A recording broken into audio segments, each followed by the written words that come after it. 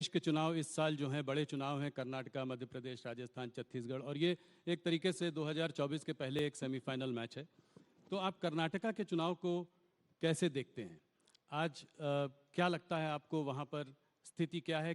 कितनी सीटें देते हैं आप? ये सवाल मैं हर बार आपसे पहले पूछता हूँ। देखिए, मैं कर्नाटक 9 दिन लगाया हूँ, चुनाव की घोषणा की पहले आज ही हुई है, और करीब करीब कर्नाटक के जो 5 क्षेत्र है, मुंबई कर्नाटक, कल्याण कर्नाटक, मैसूर, बेंगलुरु, इस तरह के जो 5 क्षेत्र है, पांचों क्षेत्र में मैं जाकर आया हूं और 9 दिन तक डिटेल दौरा किया है। मैं आपको पक्का असेसमेंट कर रहा हूं कि हम निश्चित रूप से हाफ वे मार्क से काफी आगे रहेंगे।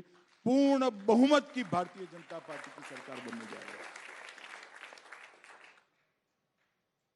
1985 में रामकृष्ण हेगड़े जी के बाद कभी दोबारा रिपीट नहीं हुई है सरकार, इसके बाद भी आपको इतना भरोसा है?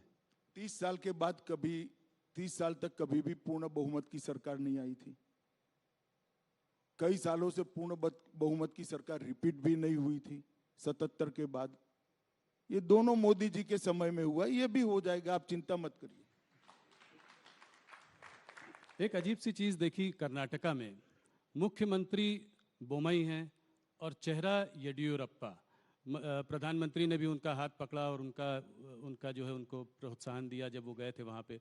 तो इसको आप कैसे देखते हैं? किसके चेहरे के अंडर चुनाव लड़ रहे हैं? क्या बोम्मई वापस, अगर आप जीतेंगे तो मुख्यमंत्री बनेंगे? एक बात समझ लीजिए, येदियुरप्पा जी हमारे वरिष्ठ नेता है, केंद्रीय पार्लियामेंट्री बोर्ड के मेंबर है, चुनाव समिति के मेंबर हैं, और भारतीय जनता पार्टी ने उनकी वरिष्ठता को कभी क्वेश्चन नहीं किया। हम ऐसी पार्टी नहीं है कि जो पावर पर नहीं है उसको दरकिनार कर देते हैं। हमारे यहाँ जो वरिष्ठ नेता होते हैं उनका सम्मान पावर में हो या न हो, सम्मान होता है। और आज भी मैं कह रहा हूं सबके सामने कि येदियुरप्पा जी बहुत बड़े आकर्षण के साथ स्टार कैंपेनर की भूमिका कर्नाटक के अंदर निभाएंगे, और उन्होंने वो कर्नाटक असेंबली में भी स्पष्ट कर दिया है। जी। तो अगर जीत कर वापस आएंगे तो बोम्मई जी वापस मुख्यमंत्री बनेंगे? देखिए, वो तो पार्टी तय करेगी।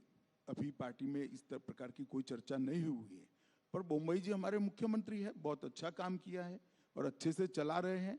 और येदियुरप्पा जी और बोम्मई के कालखंड के अंदर जो कुछ भी कर्नाटक में डेवलपमेंट के काम हुए, इसके आधार पर हम फिर से निश्चित रूप से चुनकर आएंगे।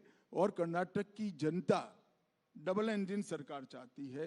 मोदी जी की योजनाओं को, मोदी जी के कार्यक्रमों को और मोदी जी के विजन को नीचे इंप्लीमेंट करे, इस प्रकार की समान विचारसरणी वाली सरकार कर्नाटक की जनता चाहती है, और परिणाम भी इसी प्रकार के आए। जेडीएस ने करीब 150 लोगों की लिस्ट जारी कर दी है, कांग्रेस ने भी करीब 125 कैंडिडेट घोषित कर दिए हैं। आप लोगों ने अभी तक कोई लिस्ट जारी नहीं की, तो कहीं ना कहीं कोई चौंकाने वाली कोई नहीं, चौंकाने वाला कुछ नहीं होता। हमारे यहाँ एक पद्धति तय है, जिले को सुनते हैं, फिर प्रदेश में इस पर चर्चा होता है, फिर यहाँ पर आता है और केंद्रीय पार्लियामेंट्री बोर्ड निर्णय करता है। वहाँ परिवारों को सुनना है, 5 परिवार इकट्ठा बैठ जाते, और जेडीएस में तो 5 भी नहीं बैठना, एक ही परिवार बैठ जाए तो सारे फैसले हो जाते देवगौड़ा जी का।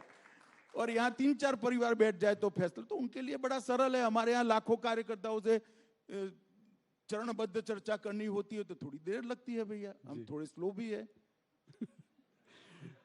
जेडीएस की बात करी तो लोगों का यह भी कहना है कि जेडीएस जो है वो भारतीय जनता पार्टी की बी टीम है, इसको आप कैसे देखते हैं?